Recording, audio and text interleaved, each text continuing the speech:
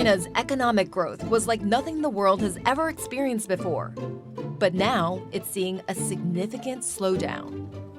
There's the property crisis and all of the fallout from there. We're not expecting any meaningful recovery in Chinese property market in 2024. You're seeing deflationary pressures play out in China right now.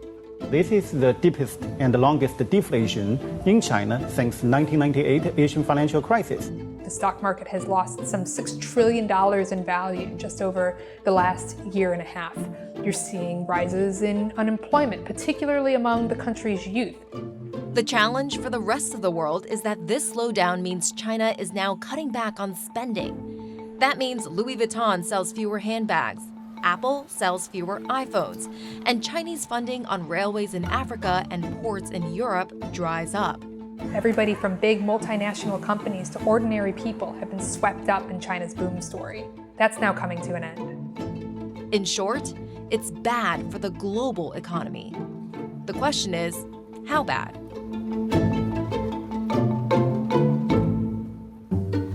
Before we can understand the impact of all of this, we need to get to grips with how bad things are in China. Because for most of the past 2 decades, the country's growth has been unstoppable. This is an economy that became the world's factory floor by driving up tons and tons of expansion and becoming this giant manufacturing powerhouse. The country's GDP regularly saw double-digit growth, and in 2010, it overtook Japan to become the world's second-largest economy. People who were farmers moved to the cities and became factory workers. It brought tremendous amounts of wealth to all of these people, really just driving them up out of poverty and into this burgeoning, massive middle class. The rise of China's middle class benefited a wide range of multinational brands.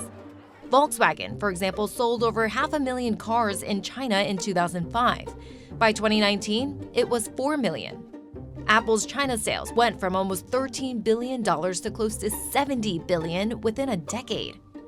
By 2018, the cosmetics giant Estee Lauder relied on China for most of its sales growth. 36-year-old Stephanie has only known a surging China. She started working 10 years ago helping companies enter the Chinese market. She just assumed the quality of life would keep improving. 在几年前的时候，大家都是觉得，来中国都有很多的发展机会，收入的范围其实就是在3万上下。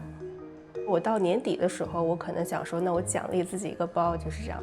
之前比较喜欢 YSL。 But then, that boom story came to a halt. During the pandemic, China stuck to a strict COVID-0 policy that made local governments spend massive amounts of money on quarantine and testing, and saw businesses, factories, and entire cities shut down over a handful of infections. Geopolitics, especially tensions with the US, have exacerbated the problems facing China's economy. Former President Donald Trump imposed a raft of tariffs on Chinese goods. And the Biden administration's limits on China's access to chip technology, along with concerns about a possible conflict over Taiwan, have all meant foreign businesses have reduced their direct investment into China. And there's also the property crisis. This is an economy that was built up through this rapid expansion of infrastructure projects fueled by rapid buildup of debt among developers, among local governments. You've seen the government crack down on bad actor developers trying to rein in unnecessary spending or shadow debt, but that's created this massive confidence crisis within China. We've also seen that translate into weakness within the stock market. People flee the equities market under this fear that the economy is just slowing down too much. 上下车当心缝隙，请注意脚下安全。 In 2023, Stephanie was let go when her employer decided to downsize its operations in China.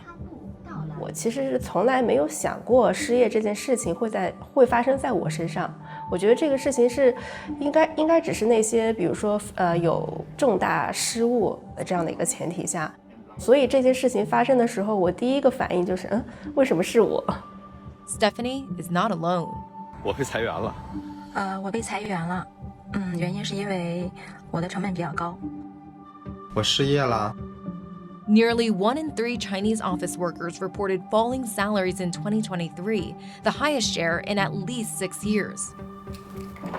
To make ends meet, Stephanie found a job as an insurance agent, but her income saw a big drop. 还没有过过这种每天像过山车一样的这种收入的这样的生活。当你没有这种信心的时候，你就会把这些没有用的这些消费就先放下。现在最大的减少就是直接从市区搬到了郊区，所以这个房租就一下省了不少钱。我之前是6000，现在降到了2000多。For those who are entering the job market, the situation is even worse. In fact, youth unemployment got so bad that China stopped publishing the data for a few months. Fresh graduates like Yang Shifang and her girlfriend now have to keep a close eye on their finances. Oh my god， 它直接标在上面平价菜。我们下回可以来这边买哦。一般菜的话，像盒马那种，它是晚上8点钟之后是会有打折的，而且它的折扣压得很低。买一个小白菜，这个小白菜竟然只要9毛钱。这位柳是6折，然后这里边的话基本都是6折，都是。但是呢，它就是新鲜度会稍微低一些，但我觉得这个倒不用很在意，因为你买回家肯定马上就做掉了，不可能说再放下去了。是特别冷。对啊，之前没有昨天冷哎。对对。我个人是比较喜欢逛的，但是我看到那些东西就没有太大的去购买的欲望。我这边还有日本流行的，那边还它很有名的，在以前。哦，我真的很喜欢这一张，好漂亮。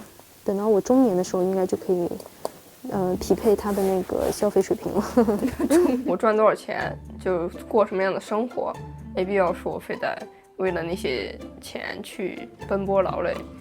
父辈那一代就是他们可以靠他们的双手努力就好了，但是我们这一代并不一样的。我听到好多打折，一个开心回头了，怎么会这样啊？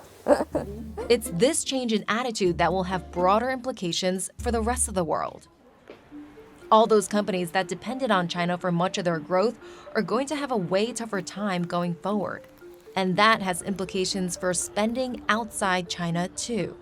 We still haven't really seen that return to tourism to other parts of the world in the way that you'd ultimately want to see out of the Chinese spender. And finally, there's the political piece, which has big consequences. This new economic reality in China is also likely to lead to this new political reality. The slowdown complicates things for President Xi Jinping, who's seeking to solidify his position as China's most powerful leader since Mao Zedong. 巩固和增强经济回升向好态势，实现经济行稳致远。 When the economy is booming, people are more likely to accept the Communist Party's controls on things, like freedom of speech in exchange for prosperity.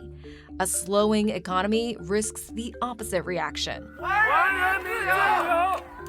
It also means China's influence outside the country may be curtailed, with foreign spending on the same scale as recent years becoming harder to justify. There are ramifications for U.S. taxpayers too. China has, for much of the past 3 decades, been one of the single biggest investors in U.S. treasuries, bonds sold by the U.S. government to pay for public services. China has already cut back on its U.S. debt holdings in a big way. If that continues, it could become more expensive for the U.S. to borrow money. For now, it's ordinary Chinese bearing the brunt of the slowdown. 我对生活没有说太大的希望。 因为我觉得期望越大，失望越大。当大家觉得经济好的时候，觉得自己，每个人都觉得自己第2年肯定比第1年能赚更多的钱，然后或者说我只要换一份工作，我就能比这份工作赚更多的钱。之前大家所有人都是这样想的，但是现在，我亲身经历，包括身边朋友的经历，就发现其实事实不是这样的。